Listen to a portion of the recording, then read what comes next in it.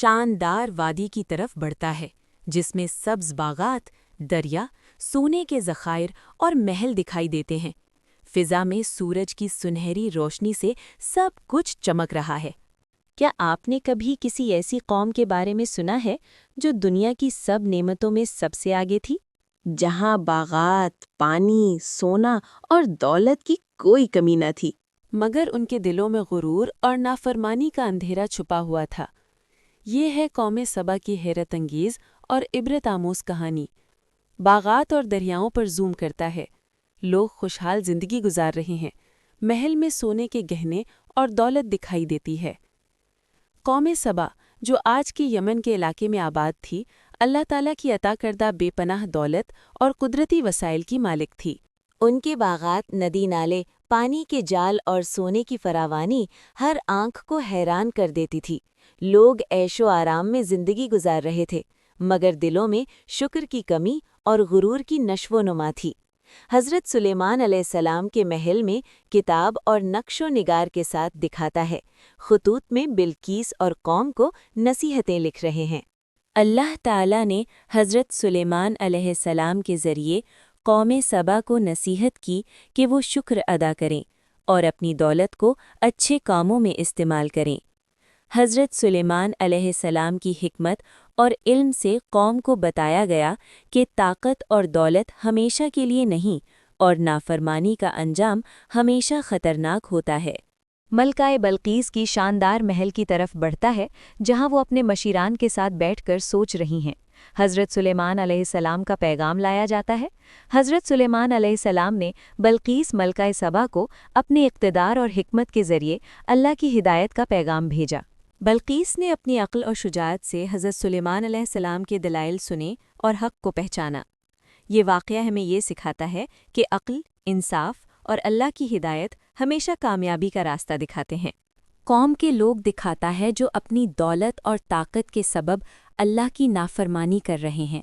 محلات میں عیش و آرام، بازاروں میں لالچ اور غرور واضح ہے، لیکن قوم سبا کے لوگ نصیحتوں کو نظر انداز کر گئے۔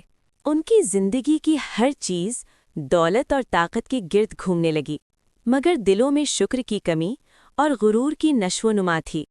حضرت سلیمان علیہ السلام کے محل میں کتاب اور نقش و نگار کے ساتھ دکھاتا ہے۔ خطوط میں بلقیس اور قوم کو نصیحتیں لکھ رہے ہیں۔ اللہ تعالیٰ نے حضرت سلیمان علیہ السلام کے ذریعے قوم سبا کو نصیحت کی کہ وہ شکر ادا کریں اور اپنی دولت کو اچھے کاموں میں استعمال کریں۔ ملکہ بلقیس کی شاندار محل کی طرف بڑھتا ہے جہاں وہ اپنے مشیران کے ساتھ بیٹھ کر سوچ رہی ہیں۔ حضرت سلیمان علیہ السلام کا پیغام لایا جاتا ہے۔ حضرت سلیمان علیہ السلام نے بلقیس ملکہ سبا کو اپنے اقتدار اور حکمت کے ذریعے اللہ کی ہدایت کا پیغام بھیجا۔ بلقیس نے اپنی عقل اور شجاعت سے حضرت سلیمان علیہ السلام کے دلائل سنے اور حق کو پہچانا۔ یہ واقعہ ہمیں یہ سکھاتا ہے کہ عقل، انصاف اور اللہ کی ہدایت ہمیشہ کامیابی کا راستہ دکھاتے ہیں۔ قوم کے لوگ دکھاتا ہے جو اپنی دولت اور طاقت کے سبب اللہ کی نافرمانی کر رہے ہیں۔ محلات میں عیش و آرام، بازاروں میں لالچ اور غرور واضح ہے، لیکن قوم سبا کے لوگ نصیحتوں کو نظر انداز کر گئے۔ ان کی زندگی کی ہر چیز دولت اور طاقت کے گرد گھومنے لگی۔ لوگ اللہ کی نعمتوں کو شکر کے بجائے غرور اور لالچ کے لیے استعمال کرنے لگے۔ ان کے دلوں میں اللہ سے خوف کی بجائے خود پسندی اور تکبر کا اندھیرا چھا گیا۔ ایک بزرگ مشیر یا رہنما دکھایا جاتا ہے جو قوم کو مزید غلط راستے پر لے جا رہا ہے۔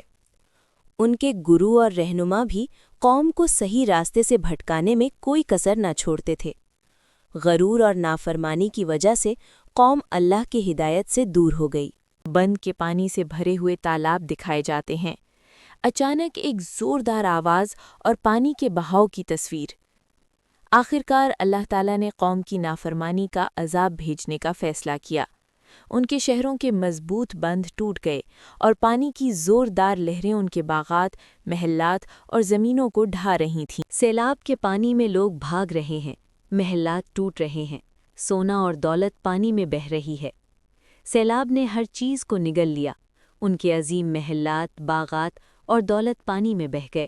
زمینیں پھٹ گئیں، درخت اور عمارتیں تباہ ہو گئیں۔ یہ منظر عبرت کا ہے کہ دنیا کی سب دولت اور طاقت بھی اللہ کی مرضی کے بغیر کچھ نہیں، کہ کچھ لوگ پانی کے کنارے کھڑے ہیں، ہاتھ اٹھا کر اللہ سے دعا کر رہے ہیں۔ قوم کے لوگ اپنی نافرمانی پر پچھتاتے ہوئے اللہ تعالیٰ سے معافی مانگنے لگے۔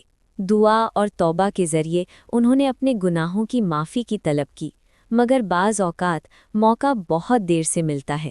تباہی اور ویرانی دکھائی دیتی ہے، کچھ لوگ بچ جانے کی کوشش کر رہے ہیں،